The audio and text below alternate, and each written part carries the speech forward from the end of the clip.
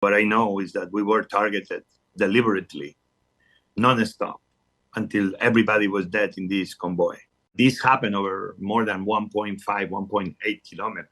So this was not just a bad luck situation where, oops, we dropped the bomb in the wrong place, or no, this was over 1.5, 1.8 kilometers with a very defined humanitarian convoy that had signs in the top, in the roof. That cannot be the role of an army. That cannot be the role of an army that has hundreds of drones above Gaza in any single moment. Humanitarians and civilians should never be paying the consequences of war. This is a basic principle of humanity.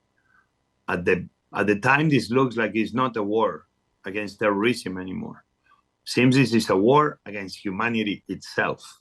Prime Minister Benjamin Netanyahu said on Tuesday Israel mistakenly killed 7 people working for the aid charity World Central Kitchen in a Gaza airstrike. And the US and other allies called for explanations amid widespread condemnation. Israel's military voiced sincere sorrow over the incident, which ratcheted up international pressure for steps to ease the disastrous humanitarian situation in Gaza nearly 6 months into Israel's siege. An invasion of the Palestinian enclave. The strike on the World Central Kitchen convoy killed citizens of Australia, Britain, and Poland, as well as Palestinians and a dual citizen of the United States and Canada. WCK, which was founded by celebrity chef Jose Andres, said its staff were traveling in 2 armored cars emblazoned with the charity's logo and another vehicle, and had coordinated their movements with the Israeli military.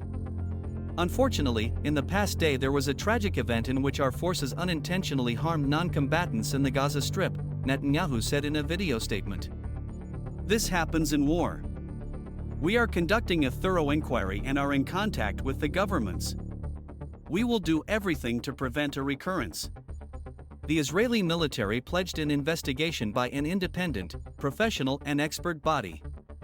At least 196 humanitarian workers have been killed in Gaza since October, according to the United Nations, and Hamas has previously accused Israel of targeting aid distribution sites.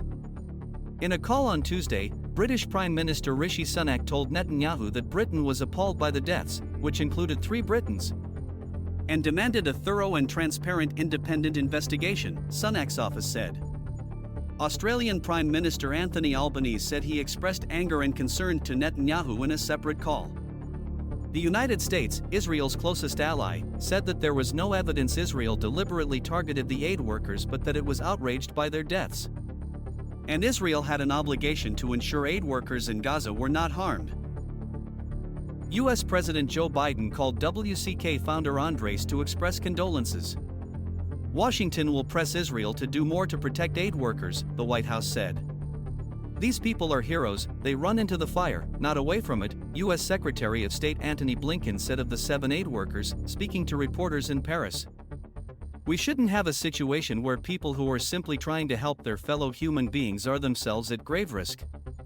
The United Nations, which has warned of a looming famine in Gaza, again called for an immediate humanitarian ceasefire, spokesperson Stefan Dujarric said. Israel has long denied accusations that it is hindering the distribution of urgently needed food aid in Gaza, which it has besieged in a war since October, saying the problem is caused by international aid groups' inability to get it to those in need.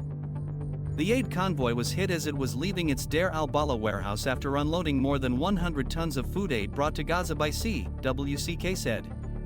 This is not only an attack against WCK, this is an attack on humanitarian organizations showing up in the most dire of situations where food is being used as a weapon of war, said Aaron Gore, chief executive of World Central Kitchen.